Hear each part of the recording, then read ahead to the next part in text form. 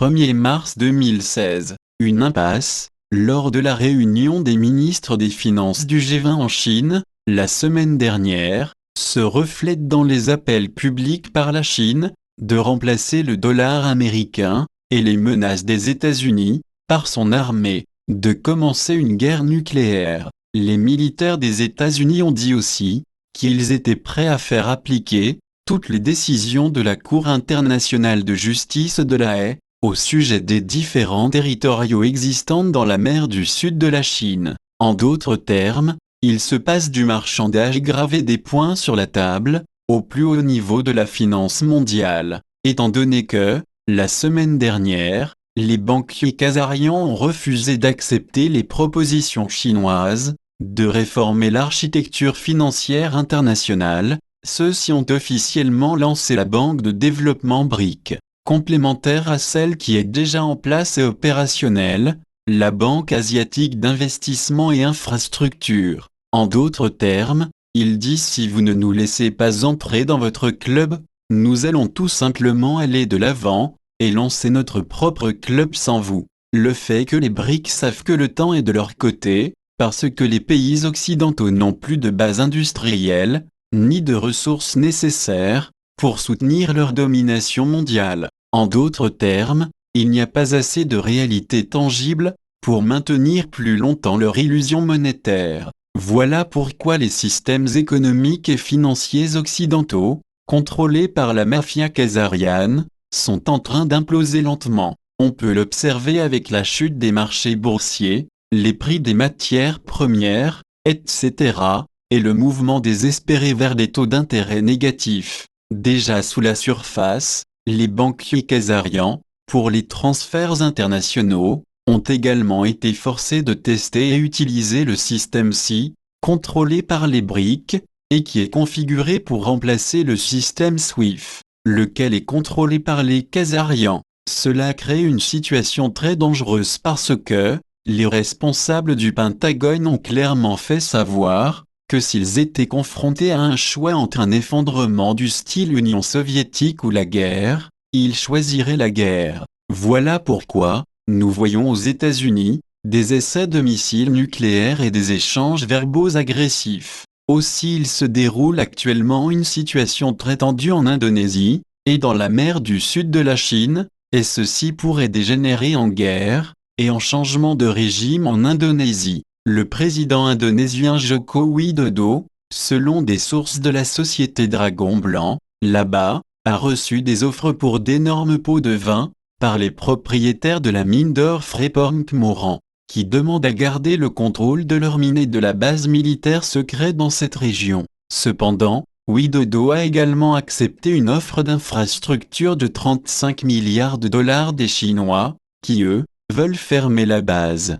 La société Dragon Blanc propose de résoudre cette situation, en mettant en place une future agence de planification, pour superviser une transition du complexe industriel militaire occidental, vers quelque chose de plus bienveillant. Les alliés asiatiques, la semaine dernière, ont offert de soutenir les Dragons Blancs, en rendant disponibles de grandes quantités d'or, prêts pour être ramassés à Hong Kong, avec une réduction de 10% du prix du marché. La condition pour cela est qu'une portion des 10% devra servir pour aider à mettre en place l'agence de planification. Comme preuve de sincérité, la société Dragon Blanc peut révéler qu'il y a une réserve de 4000 tonnes d'or, qu'il est possible de voir à 0°00 pied 03.69 n, 109°19 pied 19.85 e sur Google Earth. Elle est marquée par une grande ligne blanche.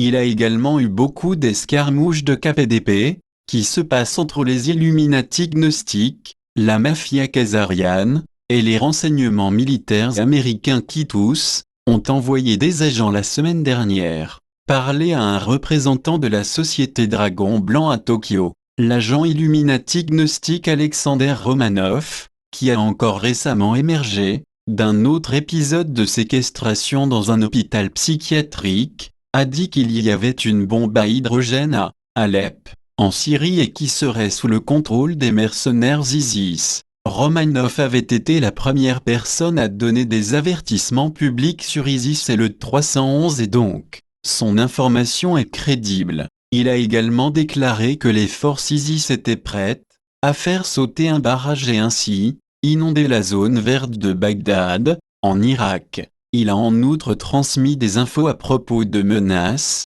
de début d'actes aléatoires de terreur au Japon, en Europe et aux États-Unis. Apparemment, les nazis, derrière ISIS et les troubles en Ukraine, ne sont pas heureux de la campagne conjointe du Pentagone avec la Russie, contre leurs forces. Les bombardements russes et du Pentagone sur leurs forces en Syrie, l'Irak et la Libye leur donnent coup, ainsi que la coupure de leur argent de la drogue. Voilà pourquoi, ils font des menaces vicieuses. Sur une note plus encourageante, il semble que les mercenaires ISIS et nazis sont prêts à se vendre pour un prix raisonnable. Le représentant de la société Dragon Blanc a dit à Romanov que, si son groupe faisait du mal à des innocents, il serait pourchassé et tué. Il a été suggéré que les actes aléatoires de terreur contre des innocents nuiraient à leur cause, mais qu'ils étaient invités à s'en prendre aux vrais coupables. Nous savons tous qui ils sont. Une autre personne, une femme américaine,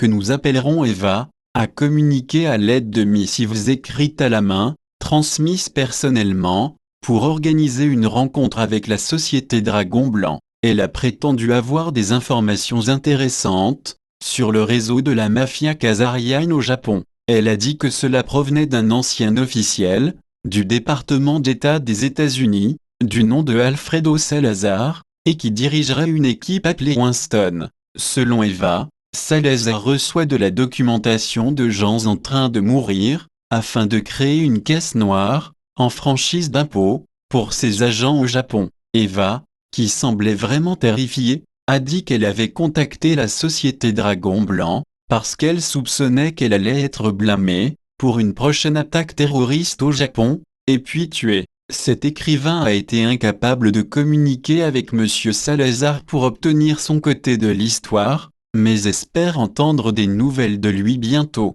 Dans tous les cas, Eva a donné à la société Dragon Blanc les noms et adresses de tous les membres du réseau de Salazar au Japon. Si quelque chose arrivait à Eva, le réseau serait éradiqué. Le troisième agent à se manifester s'est présenté comme étant le fils d'un agent de la CIA japonaise, et il a dit qu'il prenait de la droxcopolamine. Il semblait certainement agir d'une manière bizarre. Il a apporté une bouteille de vin de l'hôtel Nusano à Tokyo, lequel est limité au personnel militaire des États-Unis, ou aux représentants du gouvernement. Il est reconnu comme le lieu d'où les gestionnaires des États-Unis au Japon donnent des ordres à leurs larbins japonais. Cette personne a également affirmé être le responsable des incidents, au début de 2014, lorsqu'un total de 300 exemplaires du journal d'Anne Frank ont été trouvés déchirés dans 38 bibliothèques. Il semblait être une véritable victime MK-Ultra,